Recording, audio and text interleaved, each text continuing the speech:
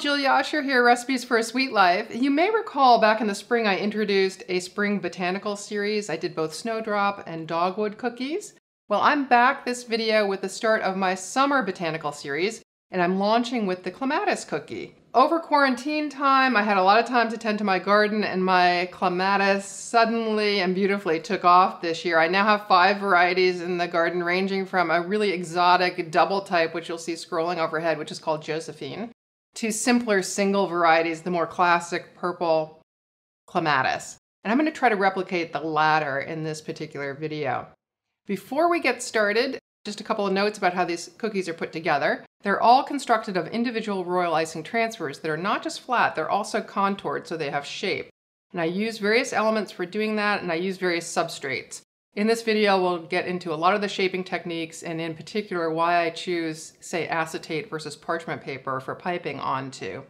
In this particular case, the Clematis itself, just the flower, is comprised of 17 individual pieces. A center, 8 teeny pieces that go around the center, and 8 big petals that go around that. The nature of this construction is such that the big petals curve back, so it's a very difficult flower for me to assemble prior to putting it on the cookie. I can assemble the center off the cookie, but the rest will have to be assembled on the cookie. By contrast, my dogwood video, if you recall, the petals curve up. Much easier to put them together off the cookie because I can get a knife under it later, slide it off, and then carefully move it onto the cookie. So slightly different floral assembly techniques here. I'll also be making buds, vines, and various other things that complement the Clematis flower. Now, a few more words, a thank you, and also a big announcement before I get into what you'll need for this project.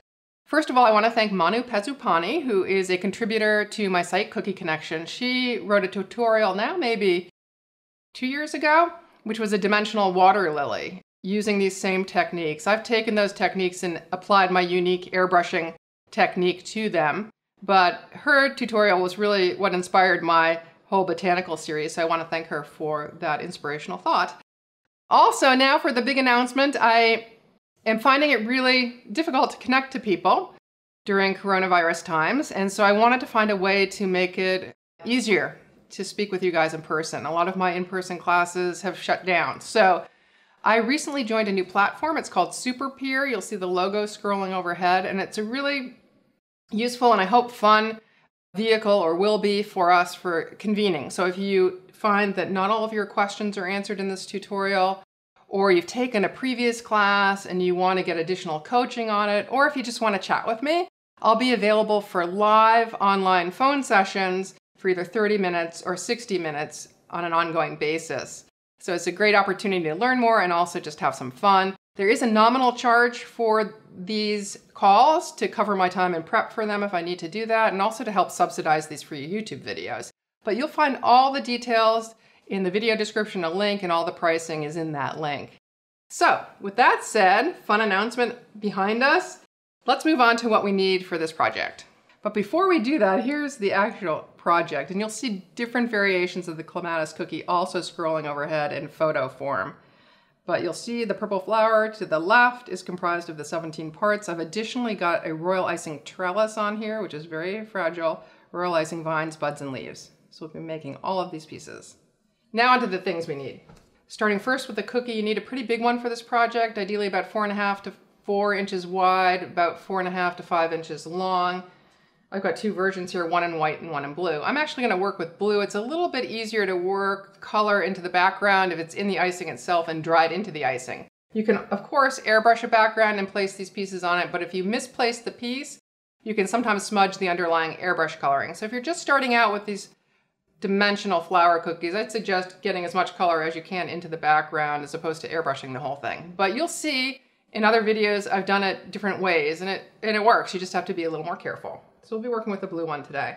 You'll also need a template for creating the flowers, or an actual flower. In my case, I had plenty of them in my yard, so I just clipped them and I had a visual reference in front of me the entire time. But if you don't have the luxury of that, a template's important.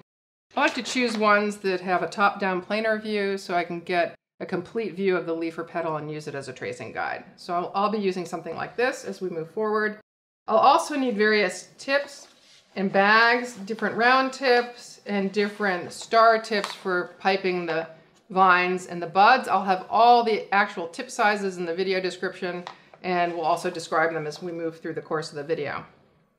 Now, as I mentioned, the petals, the leaves, are all shaped. They're not flat. And to shape them, I first pipe them onto pieces of acetate or parchment paper. And again, I'll talk in the video about why I choose which. And then I shape them over tubes of various diameter. We're working with tubes ranging from about 1 inch in diameter to maybe 1.5 to 1 3/4. And again, all the tube dimensions that I use for each piece will be in the video description because I use different pieces on different tubes to get different degrees of curvature. Once they're wrapped around the tubes, they need to be taped in place so they don't pop up and crack as they're drying. So having some painter's tape handy is really important. As you saw, that cookie also had a royal icing trellis on that. That's actually not a piped effect, it's a stenciled effect. And to do that, I used this designer stencil, masking off just the portion I want to use. And I'll have the exact dimensions of that portion also in the video description, but this basically spans the length of the cookie, so it's about 5 inches long, maybe a little bit longer to hang over. You could stencil this directly on the cookie. That would make for a more secure, less precarious background, but I wanted to elevate this off the cookie a little bit and have it extend over. That's why I'm making it separately as a transfer.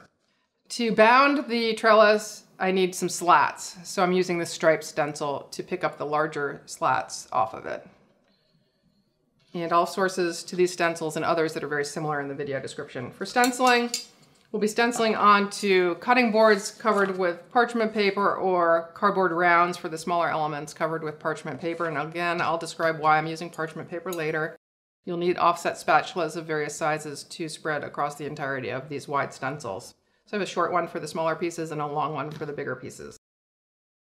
Now, I will be using a bunch of royal icing colors to create the petals, the leaves, etc. Typically, I tint them very lightly so that I can add depth and dimension through shading with the airbrush. So for this project, we need a whole host of royal icing colors as well as airbrush colorings. And just looking at my cheat sheet here, we need actually 8 icing colors and about 6 airbrush colors. And those 8 icing colors span multiple consistencies. So this is a complex project in terms of the number of pieces and the number of colorings going on top in various forms. So if you're not up for this as your first dimensional flower video, I refer you back to my dogwood video down in the spring because that's a 5-piece flower, relatively few colors, I think 3 or 4 at the most, and a good starting place. And once you've done that, you want to advance to this video because this flower is really spectacular. For keeping the parchment in place, I forgot to mention this. When stenciling the trellis parts, you need a little bit of shortening to adhere that parchment in place, and that's what's in this cup. And of course, you need an airbrush and an airbrush system to handle all those airbrush colorings. Ideally, 1 airbrush per color if you're going to be doing lots of multiple color cookies because you'll save a lot of time in cleaning airbrushes in between colors. I've got 1 airbrush dedicated to each color. That's not a necessity, you'll just save a lot of cleaning time, and you might want to do that.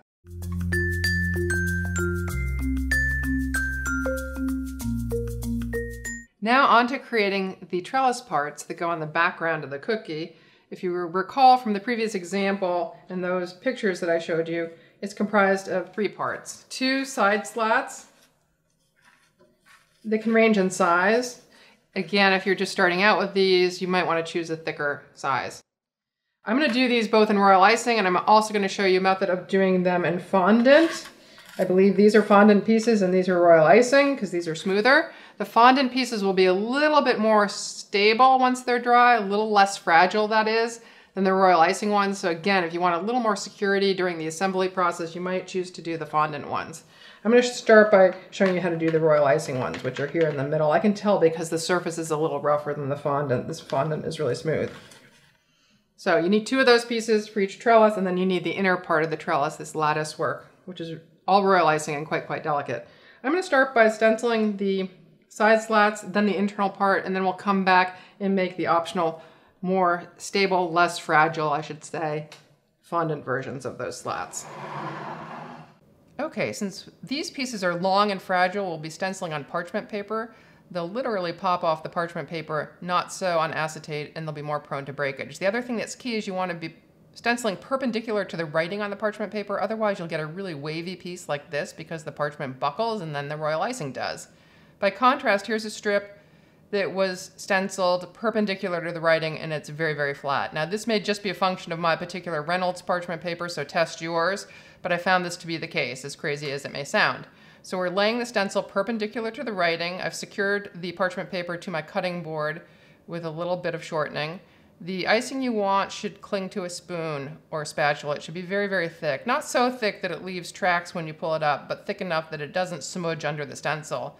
I'm using a pretty broad spatula here because the stencil is so broad. I'm going to try to cover it in as few strokes as possible so I don't leave any swipe marks within the pieces that we're going to be using on the trellis. Again, those will be the wide strips here. I'm not going to use the thin ones. I'm going to apply a little more icing to the end to fill out this area and give it one swipe. Oops, I was a little bit short on icing, so let's add a bit more. For final swipes and passes across stencils, you want to clean your spatula really well so you don't drag old icing through it. I'm not doing that here, but it still looks pretty clean, and then simply pull it off. My icing was a little bit thick, you can see, or heavily applied in the middle because there's a little icing pulled up there, but most of the slats look pretty darn flat and nice. So we're going to set that aside to dry, and once dry, these will literally slide off the parchment paper. Not so with acetate. You'll be more likely to break them, so parchment paper is key here. Now I'm moving to a smaller parchment paper covered cardboard to do the trellis interior. I masked off a piece about 4 7/8 inch tall and 1 7/8 inch wide. I only want it about that wide so it covers half of my cookie. Stenciling with the same icing in the same manner, wiping the icing all the way down to the level of the stencil. Now that looks great, however, notice that there are lots of separations between the lattice, and once this dries, if I don't fill those in, this piece will literally fall apart. So I'm going to come back with pink dot work icing to fill those holes, so once this dries, it'll come off in one big piece that will slide up onto the cookie to form the interior of the trellis. And once again, I've stenciled perpendicular to the letters or writing on my parchment paper, so this does not buckle but stays flat as it dries. And once it dries, as you can see, it is literally lifting off the parchment paper here. This is an older piece. So I just finished all the royal icing trellis parts, but again, we will be leaning some vines and buds and things against the trellis, particularly those slats on the side.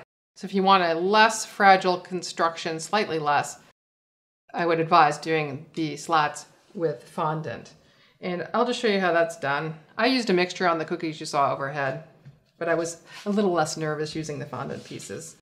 So unlike my usual rolling job, I'm going to roll to the number 6 setting on my machine. Mine runs from 1 to 9. 6 is going to get it even thinner than 1/16 of an inch. We want it really delicate. Ultimately, it's going to look something like this. And I'll be cutting it about 3/16 to 1/4 inch wide. So I'll start by rolling on the number 1 most open setting on my pasta machine. I don't want to jam it through to number 6 immediately or I'll tear the fondant. So I'll advance it through a couple of different settings until I land on number 6. And just make sure that fondant is nicely dusted with powdered sugar so it doesn't fold back on itself and stick together. I've put it on a cardboard here so that once these are cut, I can move it aside and let them dry without having to move them off something. Just make sure that cardboard is completely flat, otherwise these will dry with a curve and we do want them completely flat. Now I'm going to start by cutting a straight side piece and then mark off about 3/16 of an inch with the tip of my paring knife. You could eyeball this, but I'm going to mark a point at the bottom and also at the top, line up my ruler and then cut it. Leave all pieces that you've cut intact and on the cardboard. Try not to move them because they'll keep the successive pieces, the ones you later cut, much straighter. If they happen to shift and not remain straight, then take the edges of 2 rulers and straighten them up and then push them aside to dry. They'll dry ideally overnight into something that looks like this. Very, very delicate, yet a little less fragile than this royal icing piece, which as you can see is a little rougher as well.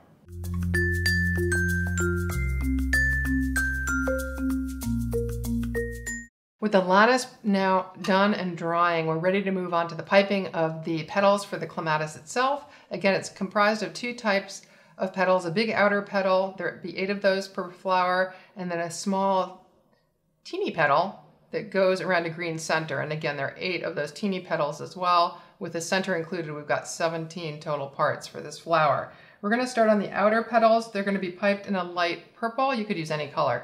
But I'm going to do light purple because we're going for the classic purple clematis. And then we'll ultimately airbrush them to give them more intensity of color and some depth and shading. So they're going to progress from something like this to something like that. You'll notice they have a couple little lines on top for added definition. I will be piping those after the petals are shaped because I want that line to stay raised. If I were to pipe those lines flat and then lift the whole piece onto the contoured object that we're going to shape them over, those lines would disappear into the petal, and I can show you that. So sometimes I want them to disappear a little bit so they're recessed. Other times I want them more prominent, and so whether I pipe the lines first or later is a function of how I want them to look in the end product.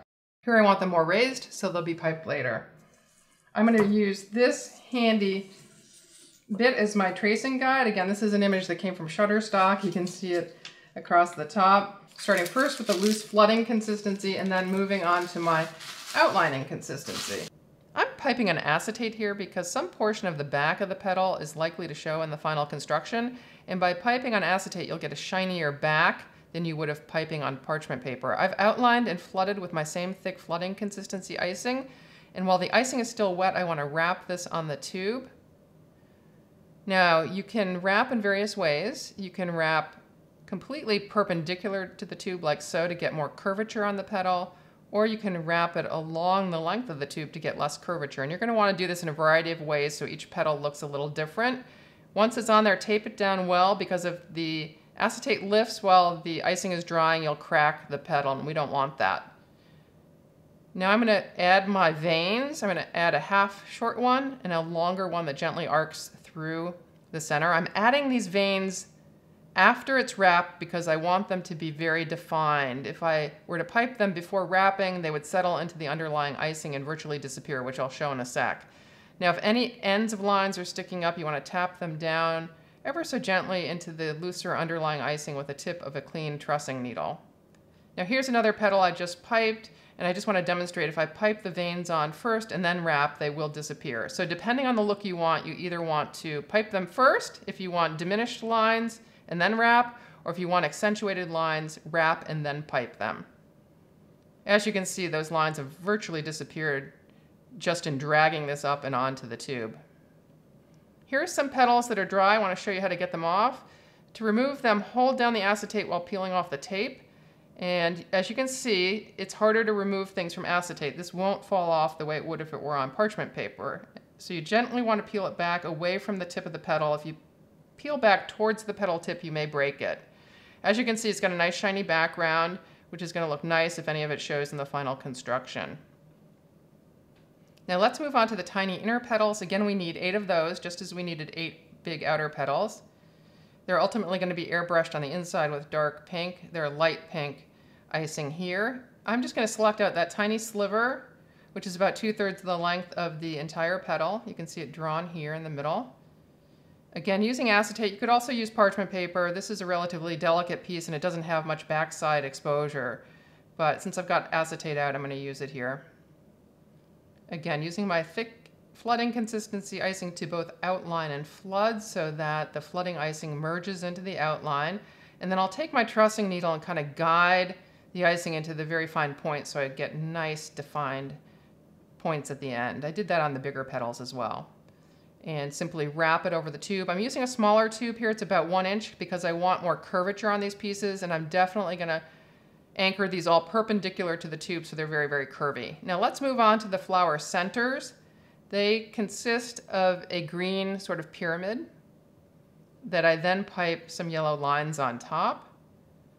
For that green pyramid, I'm using a number 8 round tip and a relatively thick icing because you want it to hold its shape upright. So I'm going to pipe, apply pressure to create a bead, and gradually release pressure as I pull up and away. I only want that about 1/4 inch wide and 3/8 of an inch tall, so I'm going to pat that down. I don't want my center too tall. Once that's dry, I'm going to invert it and then glue it down onto acetate so that I can pipe the lines on top. This way, if it's glued onto acetate or parchment paper, it won't skid around as I'm applying these yellow lines. For these yellow lines, I'm using icing of outlining consistency, and I'm piping basically 3 lines in each quadrant. for 12 lines, and then I'm going to come back and put 4 lines crosswise through the center.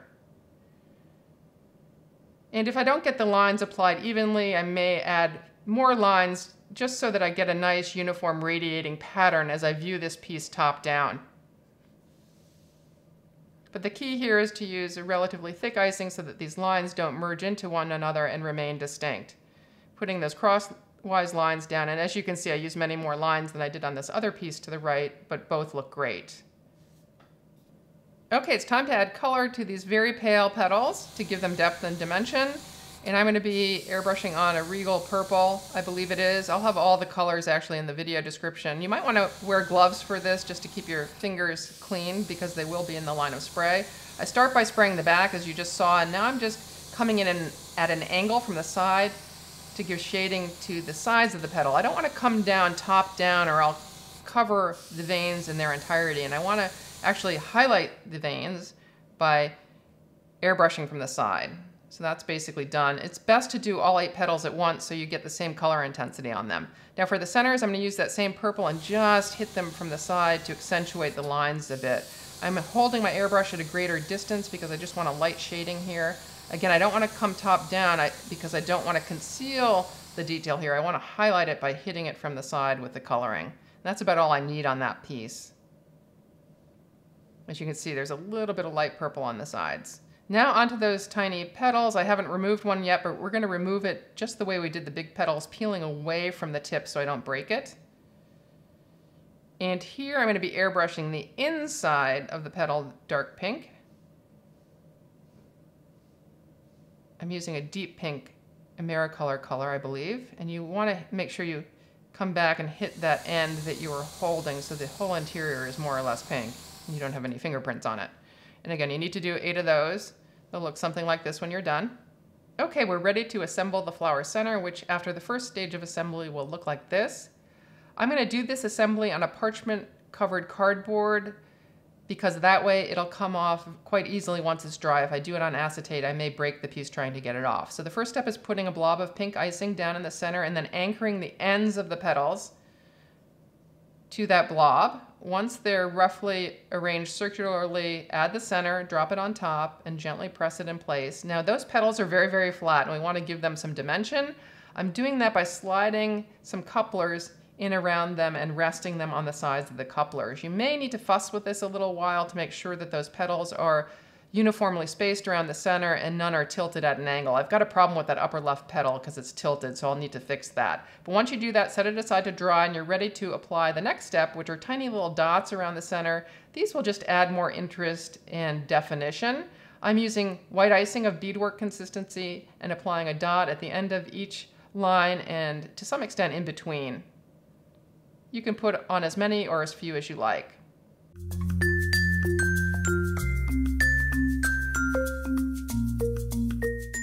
Okay, so I'm pretty proud of myself. This is the centerpiece I constructed in the last segment, and it's already dry enough to remove the supports. It's not dry enough for me to take it off the parchment paper and to begin the assembly process, but you can see it doesn't take much to keep those petals upright. Now we're on to piping all the green things, the vines that are going to climb the trellis, the clematis leaves, and some clematis buds in 2 different sizes. For both the vines and the buds, I need a relatively thick icing that holds its shape, so there's some definition to the pieces. I need 2 types of icing, both flooding for the base of the leaf and a tighter icing to create the center vein down the leaf. We're going to start with these particular vines, and everything here is shaped in a slightly different way on a slightly different substrate, either acetate or parchment paper, and I'll explain why as we go through the video. Again, for these vines, you'll notice they're consisting of lines and some curlicues. And for them, I like to shape them on parchment paper. They're long and delicate. If I do them on acetate, they're unlikely to come off without breaking. I usually just pipe them in the trough of the parchment paper as it comes off the roll, so there's a little curl to it. Okay, I'm using an Atico No. 1 round tip for a nice delicate vine. You could even use a PME No. 1.5, though the number is larger. It's actually a smaller tip. I did 2 sizes of vines on this, but I'm demonstrating with the 1. So get crazy with these and creative. I like to generally pipe in groupings of 2 or 3. So I put one line down, I'm going to put another one over it, and to give it that little curl, I simply rotate my tip in a circular motion and then ease off pressure at the end so that the vine comes to a point. Now in Clematis, the vines kind of wrap around other vines, and that's what I'm trying to simulate here by piping, interlocking little half S's over the vines that I just piped. And you can see this better from a top-down view. I do want to tuck in the ends of the S's so that they look like they're wrapped around the vines, and you can do that with a trussing needle or with a damp, small liner brush, paintbrush. Now, once you're done piping, release the tape on the parchment paper. It was taped down to give it more curl, and set that aside to dry. Now onto the buds. I'm going to do them in 2 sizes to add more interest to the final construction. They'll be done in a light green, and then will ultimately be airbrushed with a little purple at the top to simulate the opening of the bud at the top. So the one at the top there is airbrushed, the one at the bottom is not. Now I'm starting with a number 17 star tip, and all the exact brands and tips will be in the video description. Now that one's a little too long, I don't love it. So I'm going to try that again, applying more pressure at the start and then pulling more abruptly at the end to a point. Now if the icing's too thick, it won't form a nice graceful point at the end, and if it's too thin, you'll lose definition. So there's an ideal consistency here, which is relatively thick. Moving on to my number 16 tip for smaller buds, same motion. You want to pipe these in various directions as well so that you've got buds going off to either side in the final construction. I've piped on acetate here because these are relatively sturdy pieces and will be easy to come off later. Now onto the leaf. I'm doing one that's an actual tracing of a clematis leaf. I did these in all different sizes, ranging from very small to as large as this. I'm starting by outlining and flooding using thick flooding consistency icing. On acetate, you could also do parchment paper, but some backside of the leaf may show. And again, you can orient it lengthwise or across the tube for more arc. And you want to do them in a variety of ways so you have interest on the cookie. I am once again piping the vein after it's wrapped so that it remains distinct. And I'm just going to do one center line down the middle. That looks great, cleaning up the ends. And we'll set that aside to dry, ideally overnight before we remove it from the tube. To remove it, again, pull away from the tip and do it on something soft so you don't break it. That's really all there is to it. You can see that this is a smaller leaf, and it was probably contoured over a smaller tube because it's got a lot more arc than the big one I just did. I probably used a 1-inch tube for this, and I probably used closer to a 1 3/4-inch tube for the big guy here. So it's time to give these green parts some additional color or shading. I like to airbrush the vines on the side to which they curve as if they're casting a shadow. And again, I do this from the side. I don't want to come top down because I just want to create a shadow effect on one side of the vine. Here I'm doing another one. I'm using an avocado green from Amerimist, I believe, but all the actual airbrush colorings will be in the video description. Now, the leaves are airbrushed much the same way that the petals were, but with a different color. I'm using the same green here. I first want to start by hitting the backs rather uniformly from top down, just in case they show in the final construction, and be sure to hit those ends where you had your fingers holding them down the first time. But on the upright side or top side, I just want to be airbrushing from the side. This way I highlight the vein down the center without covering it completely, and I want to do that side spraying from both sides of the leaf. So let me do this one again. Again, coming in from the side to highlight the edge of the leaf and also the vein itself, and coming in from the other side and doing the same. Now I also like to hit a little bit more color often at the base of the leaf to cover where my finger was, and also to give it a little more shadowing there. Now onto the buds. This is a really simple airbrushing technique. I'm just hitting the ends with the same purple that I used on the petals as if the buds are opening to that purple color. And I'm doing this from the side and from the top, so I only cover about half of it. I don't want to cover the whole thing.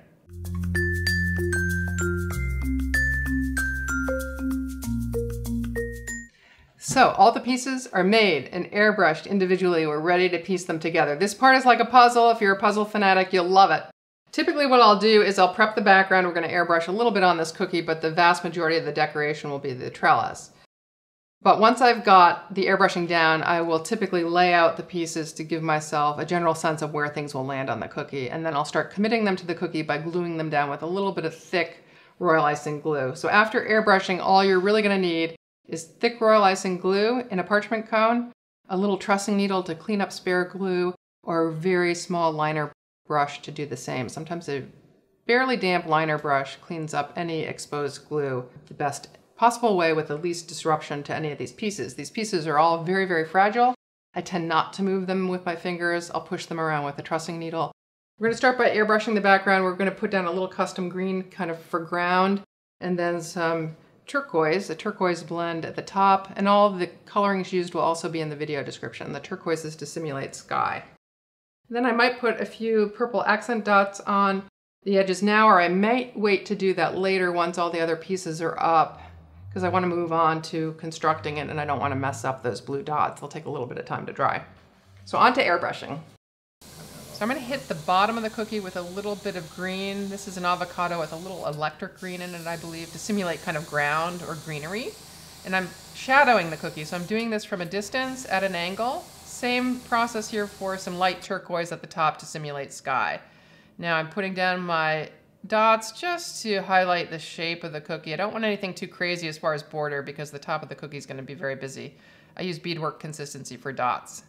Let those dry, and then we're ready to move the first piece onto the cookie, which is the trellis. Notice I'm very carefully sliding it onto the cookie off the sheet it was on, not using my hands, but rather the tip of a trussing needle. I find that when my hands are directly on the piece, I'm more likely to shake and break it.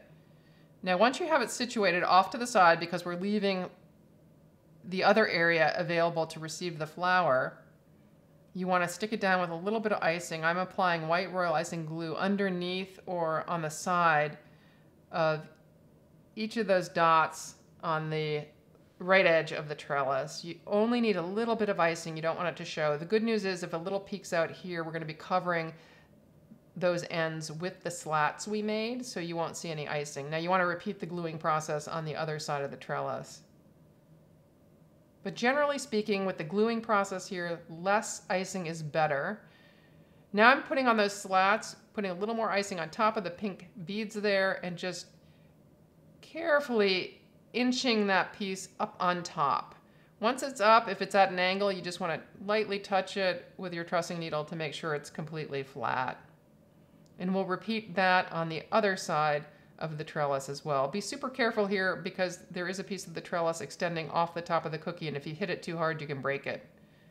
Again, pressing with my trussing needle to make sure that slat is flat. Now the center of the cookie, or rather the clematis, was removed from the cardboard much the same way the trellis was. It was slid off it onto the cookie, and now I'm inching it onto a bit of wet royal icing glue about 1/4 of an inch away from that trellis. That will leave room to add petals around it, some resting up on the trellis. Now I don't want to pick up this piece at all. Always slide these pieces, especially the center, because if I pick it up by a pink petal, it's likely to break off.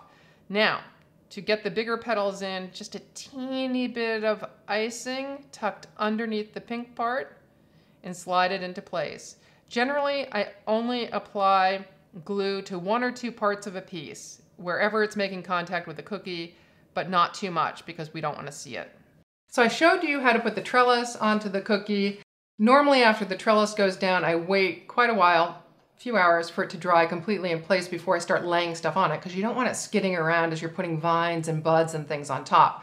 So because I just put that one together, I put it to the side and I brought in one that I started assembling a bit earlier, and you can see more petals down around the clematis. I'm going to try to stick another 3 petals around it and then lay a vine and a bud, maybe a leaf. We'll see how far we get. Typically this decorating process may take me an hour or more, piecing things together until they look perfect.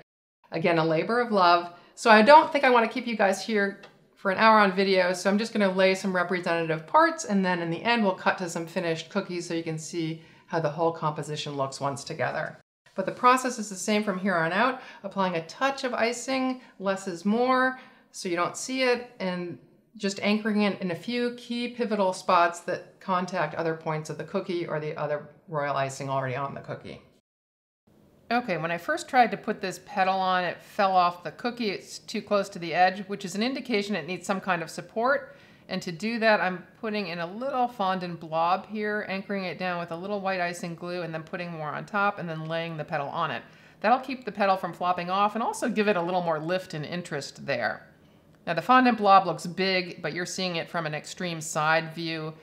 When you come to the top-down view, you can't see it at all. Now to put vines on, you would gently place them on top of the trellis or off to the side of the trellis, determine where it makes contact with the cookie, and apply icing in those 1 or 2 spots. I want another vine up here. I'm going to anchor it probably with icing just underneath the petal and also at the top of the cookie towards the left. Less is more, and remember as you go to clean up your icing, to do that I use a thin liner paintbrush that's slightly damp. You can also use your trussing needle, but the paintbrush is a little more soft and thus less likely to break these fragile pieces. Now this leaf was flopping off as well, so I gave it a fondant lift. Okay, so I've shown you how to put down a representative flower, the trellis, vines, buds, and leaves. I've also shown you some tricks for elevating pieces if they fall off the cookie. That trick is to stick a little blob of fondant underneath it to give it a little more height. I would just continue in this vein until it was fully filled out to my satisfaction. I would like to stick a few more buds in here, possibly another vine coming up through the center. Of course, we'd have to finish out the flower too. Once those petals are dry, I'll stick in the last petal. But I'm gonna clean up now and cut to some finished cookies that I did earlier just to show you some of the other design possibilities. So with a little more patience and pasting of royal icing parts to cookie, you'll end up with a clematis cookie that looks something like this ideally. And of course, the beauty of this project is no 2 cookies have to be identical, nor will they. You'll have lots of variation just by virtue of how you puzzle the pieces together. You'll see other versions scrolling overhead. Some have the clematis on the other side. Some have many more crazy vines on them. Some are a little less airbrushed, but the choices are yours. I hope you've enjoyed what you've learned in this project, and I really look forward to seeing you on my new SUPERPEER platform. So please check out the links and the information about individual consultations below. Till next video, live sweetly.